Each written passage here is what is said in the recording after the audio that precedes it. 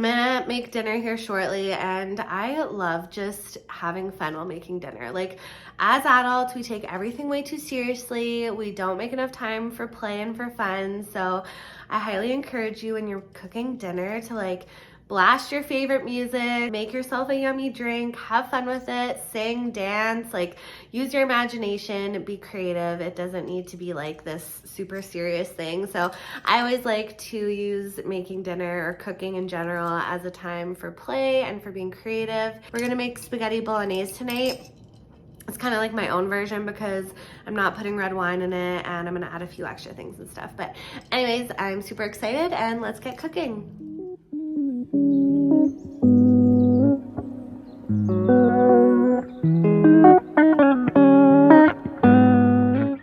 I'm starting out by boiling a large pot of water. I'm going to be using this for my fresh tomatoes that I'm going to skin and then mash. These are tomatoes that I actually grew in my garden this year, and I'm really excited to use them. They've just been sitting in my freezer for months, and I kind of forgot about them and was like, oh, this is a perfect opportunity to use them. So for half of the sauce, I will be using canned diced tomatoes, and for the other half, I'm going to use my own tomatoes that I grew. In the meantime, while that water is coming to a boil, I'm going to start cutting up my vegetables. And you'll notice if you make all of these recipes in this video that a lot of the vegetables and ingredients are the same or similar. So if you're wanting to make all three of these recipes as your meal prep for the week, make your grocery list, and you'll see you're just gonna get a bunch of carrots, a bunch of celery, onions, garlic, and even you can use the same ingredients that we use in this recipe and the other one. So you'll see that we're going to be adding some like oregano and Italian type seasonings in this recipe. And then when I make my stuffed chicken breast next, it also calls for Italian seasoning. So you really could just buy Italian seasoning and use it for both recipes. Same with the cheeses. You could be using the pecorino romano that we use to top our bolognese.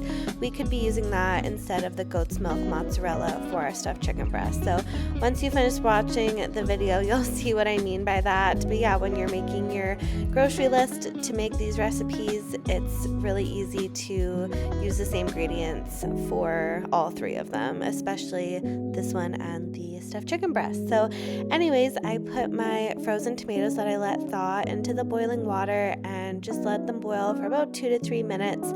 Immediately put them into an ice bath and let them sit for another 2 to 3 minutes, and that made them easily to peel. I do recommend, however, to use large tomatoes. I had a lot of cherry tomatoes and it worked, but it was very time consuming peeling all of those little tomatoes. So anyways, I have those sitting in a bowl, and now I'm just finishing cutting up the rest of my vegetables. I always like to use one of the bags that the vegetables came in on the side as my discard or garbage bag. So any peels or ends or anything like that, anything I want to throw away, I just put in this bag that's right next to me, and it helps to keep my cooking area a little bit neater, and it's just a little bit of a time saver too, I guess. I am a messy cook still, but I'm trying, so this is one of the hacks that I like to do. And also like to use a bowl to put all of the vegetables that I'm chopping together in the bowl, so I can just directly pour that bowl of vegetables right into the skillet. So you would have seen earlier I have a large skillet as well, heating up on the stove on medium heat. I'm going to add a little bit of olive oil and butter to it, and then I'm going to add the chopped vegetables that I did. However, the garlic that I'm doing right now, I am going to wait a little bit to add that in. I'm going to let the other vegetables cook for I think like 3, 4, 5 minutes first, and then add the garlic. Garlic burns very easily, and I've learned this many times after burning garlic to wait until the end and really just cook it for like a couple of minutes and stirring consistently the entire time to prevent that garlic from burning. So once all of our vegetables are sauteed, we're going to add in our ground beef pork mixture. You could do ground turkey or just beef or just pork, whatever you like, but I like the combination of the pork and the beef. Next up, I am mashing those tomatoes that I spent a very long time peeling. And I'm just opening my cans of diced tomatoes and tomato paste. So we're going to add all of these into our saute pan and mix it all together. Unfortunately, my phone died. I do still film on my phone, by the way, but my phone died, so I missed showing adding my honey and bay leaf spices, the arugula, all of that stuff, which I was really bummed out about, but unfortunately it just happens. So anyways, I let the bolognese simmer for quite a long time and just let all of those flavors marinate and get really just sweet but tangy and delicious. I'm removing the bay leaves. I added in the little bit of milk. You don't even really need to add the milk in, but I think traditional bolognese calls for that. However, it also calls for red wine, and I didn't put red wine. And that's the beauty of cooking, you guys. It's be creative, use what you have in your fridge. You can easily eliminate or add ingredients as it suits you. I added a whole bunch of arugula because it was going bad. You could add spinach, but traditional bolognese does not call for that, so you don't need it. Anyways, I ended up using fettuccine because that's the pasta that I had, and then topping it with some pecorino romano, and this was absolutely delicious. I highly recommend making it. Please let me know if you do. And next up, we're going to be doing stuffed chicken breasts.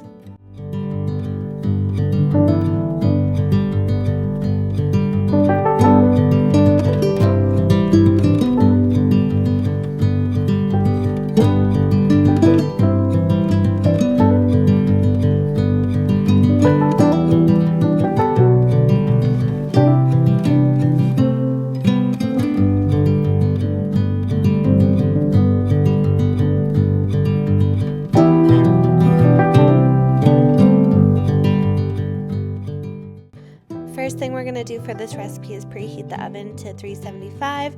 Feel free to use whatever vegetables you have that you want to use up. These were just the ones that I had laying around my house.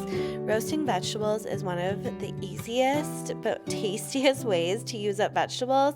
Literally, when I notice they're starting to go bad, I'm just like, oh, perfect. I can peel or chop these all up, add a little bit of olive oil and a little bit of seasonings, and just roast them in the oven for a while. And they're so delicious because they get kind of caramelized on the outside. And anyways, wanted to do a big thing of roasted veggies, so I ended up doing 2 pans, and I'm starting out with some kale. And what I love about roasting kale is it gets really crispy and crunchy. And even if you're trying to be healthier, not really eat chips, but you're one of those people that likes that salty, crunchy snack, highly recommend just roasting some kale in the oven, and then adding a little bit of like olive oil and a little bit of salt, and it gets so crunchy and crispy and salty. And anyways, you also want to make sure that you massage your kale quite well, and this just helps break it down a little bit, break down some of the fibers, and make it a little bit easier to digest. Next up, I'm doing mushrooms, some yam. I'm also going to do some carrots, and yeah, like I said, really just whatever vegetables that you have around the house. And as you can see, using the bag that I had the mushrooms in as my garbage bag, trying my best to stay neat and tidy, but it's okay if we get a little messy too sometimes.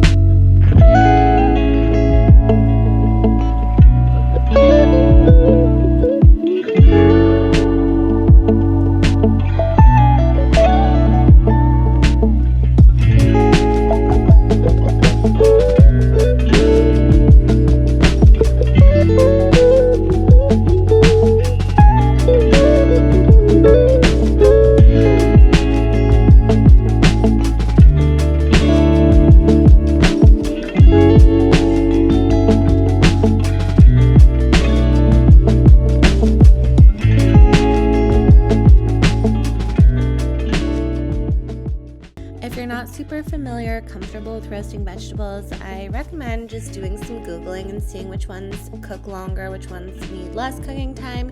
I've done it enough now that I know things like Brussels sprouts and carrots and kale and all of this stuff takes roughly about the same time to roast, whereas I know vegetables such as asparagus or zucchini really don't take much time at all. So those, if I was going to add to this recipe, I would add them in closer to the end of the cook time, or maybe even do them on a completely separate baking sheet.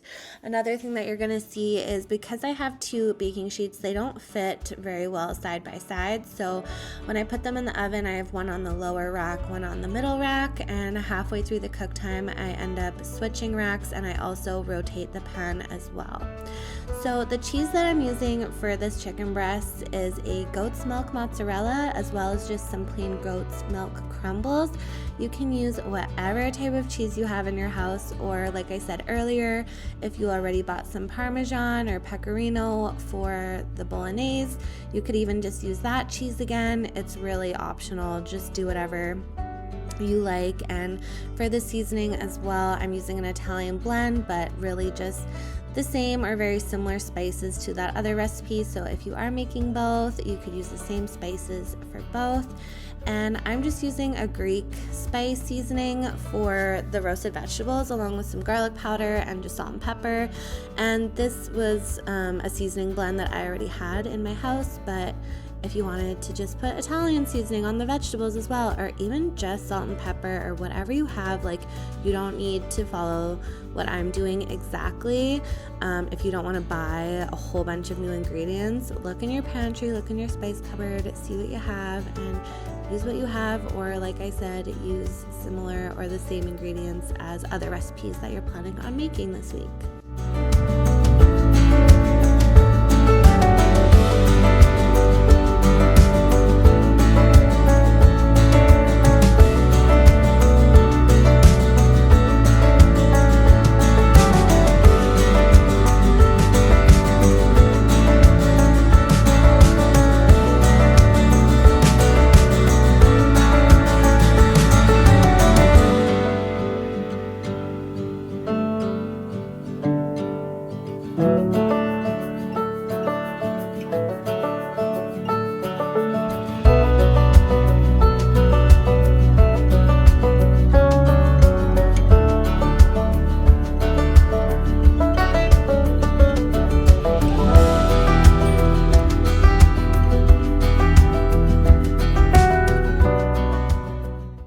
Obviously, washing my hands first. I love to use my hands instead of a spoon. I highly encourage you, when you're cooking or baking, use your hands as much as possible. It makes it so fun. It's almost like you're like a little kid playing in the dirt again or something. I don't know how to describe it, but it's just kind of fun.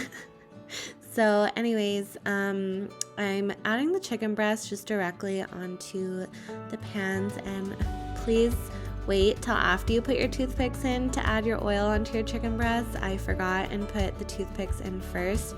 And honestly, you don't really need to put the toothpicks in. You could use like cooking twine, or I forgot what that stuff's called, but you know what I mean. The little cooking like string that you use to wrap chicken or turkey or anything. But I don't even know if you need that necessarily. I put the toothpicks in to help hold them together, and then afterwards I realized they probably would have been fine without them. But anyways, put the oil on before you put the toothpicks so you're not poking your hands. And as I mentioned earlier, just rotating. And it's kind of a weird number that I did 3 chicken breasts, but that's how many that I had left. So I ended up doing 3, but obviously if you want to do 4 or more. And another thing I don't show on here is I removed the chicken breast and ended up putting the veggies back in the oven for another like 15-ish minutes, just because the chicken breasts cook a lot faster than the vegetables.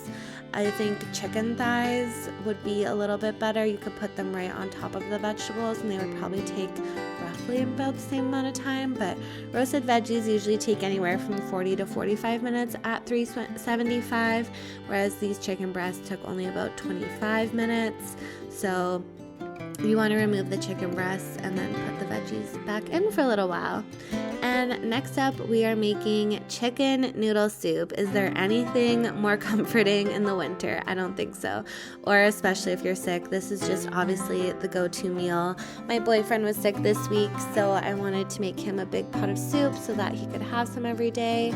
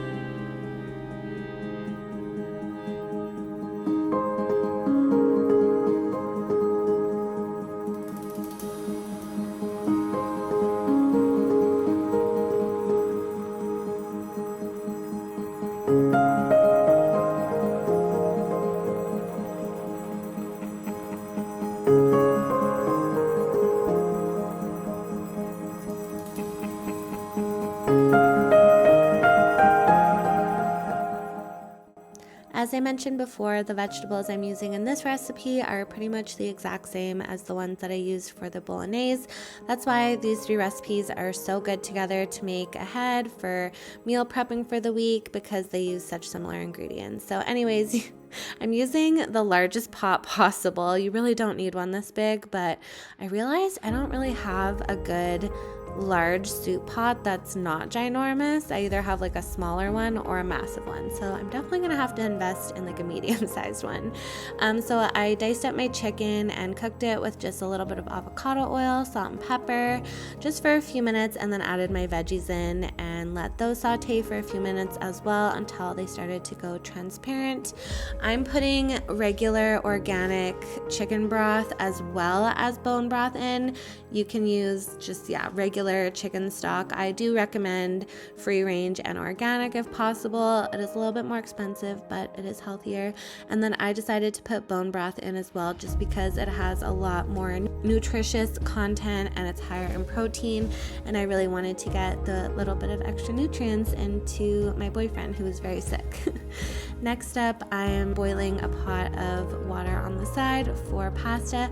How cute are these tiny little shells? I had never seen ones this small before, but I found them at Walmart and I was like, oh my gosh, those are so cute. I need those in my soup.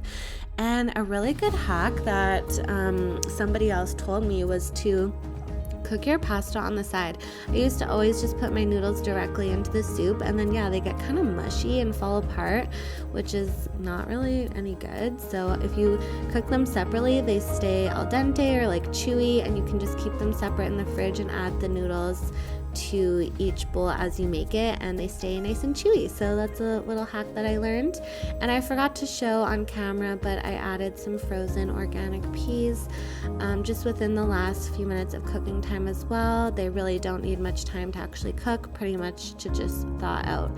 Thank you so much for watching today's video. Please let me know if you make any of the recipes. Don't forget to like and subscribe, and we will see you in the next one.